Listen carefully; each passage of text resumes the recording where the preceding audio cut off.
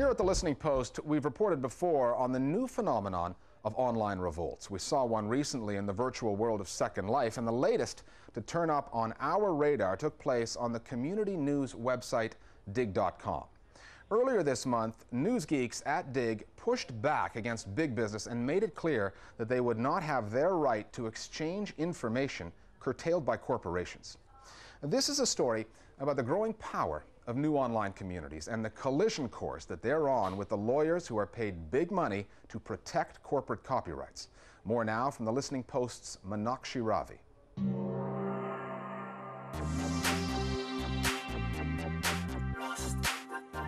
We came across the next generation of news websites. You may have heard of it, dig.com.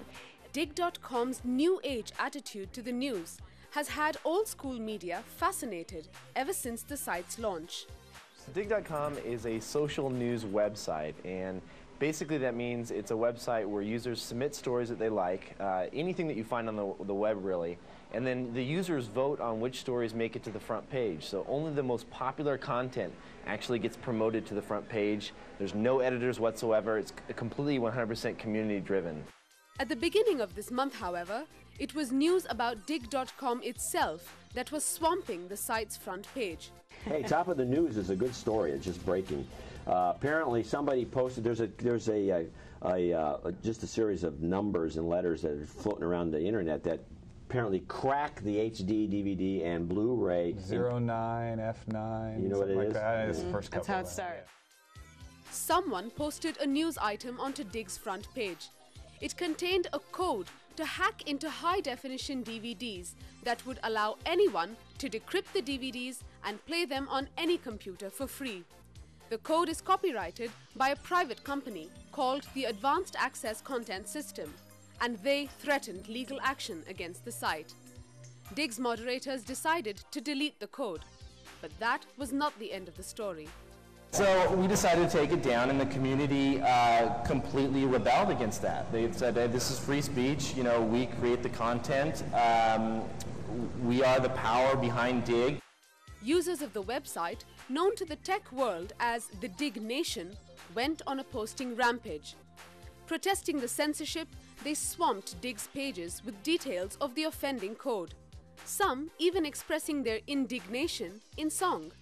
Hello there world, my name's Johnny online at dig.com last week, all was clicking just fine, and a number was posted, then vanished, then posted. The diggers were digging these websites that hosted some letters and numbers that didn't mean much more than symbolic symbols of free speech, and such a big issue was made by lawyers in Hollywood. Anyone cared to explain to them suing could not even slightly make the rowdy mob quiet. By now the scene was a digital riot. The anger on the internet pushed dig.com into a corner. Either they would be sued into oblivion by the keepers of the code or dug to death by their community. Ultimately, the founders of dig.com decided that their credibility with the Dig Nation was more important than towing the line of the law. They backtracked on their decision and promised not to delete any of the posts containing the code. Truthfully, I don't think they realised what the real power of the community was going to turn out to be, and I think really this is the big lesson, and it's a lesson that all sorts of companies in this space are learning. Is that you can, when you give power to people, you can't take it away again. The bigwigs at Dig had to explain themselves, and they chose to speak to their community through the internet. You know, for us, in this case, it was really just listening to the community and taking their side and having their back when it comes to standing up for free speech and what we believe is right. What we're really seeing is an argument about the rights and wrongs of content ownership being debated in public forums through the mechanism of hacking the encryption codes. Because the people who hacked the codes were, you know, according to the version of the story I heard, were people who'd bought their DVDs, had paid the money for them, but found they couldn't play them on their laptops, and objected to that condition being placed on their ownership by technology companies and the content producers. The users made their feelings clear. You'd think in this day and age the big man would have learnt respect to the masses isn't ordered, it's earned. But DRM lockdowns on movies and tunes will soon become part of history, pop like balloons. The founders have probably earned themselves a kind of a geek immortality as being people who protected the interests of who stood up for the interests of their community rather than succumbing to pressure of business. Because if there's one thing that geeks hate, it's business. For now, dig.com seems to be safe. Both the site and its owners have managed to squeeze positive publicity out of the event. But Dig will survive, its community flourish, because opinions and openness they decided to nourish. Meenakshi Ravi with that report. Last week, we showed you the story of the Gaza Fixer, which focused on some of the challenges of reporting news from Gaza. Our Global Village Voices now with their thoughts on that.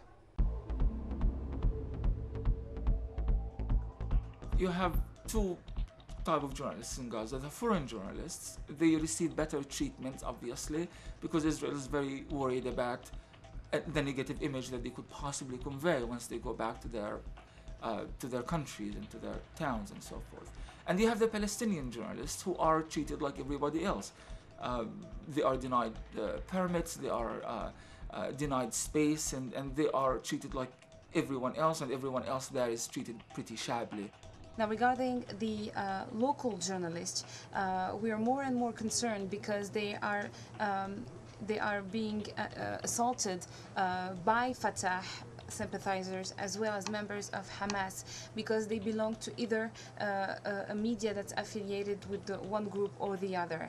So they're paying the price for the affiliation of their media to one political group or the other. Now, I know that the interests of the media are about the abductions of foreign journalists, but we should not forget the hard times that local Palestinian journalists are going through. Regarding foreign journalists, because of all the abductions that have happened since 2005, today Reporters Without Borders fears that the Gaza Strip is going to become a territory without journalists, and this is a very great moment, a very serious moment for the situation there for the journalists. It seems very unlikely that many Western journalists will want to venture into the Gaza Strip now. Journalists can't help but reflect on the increasing dangers faced by us in our day-to-day work, whether it's abduction or kidnapping or imprisonment. The dangers are all around. Finally this week, a speech from a soon-to-be former Prime Minister mixed in with a tune by a seminal British rock band, and it all ended up on YouTube. It's a clash of cultures, musical and political, and it's our internet video of the week. We'll see you next time at The Listening Post. I'd actually like to start by saying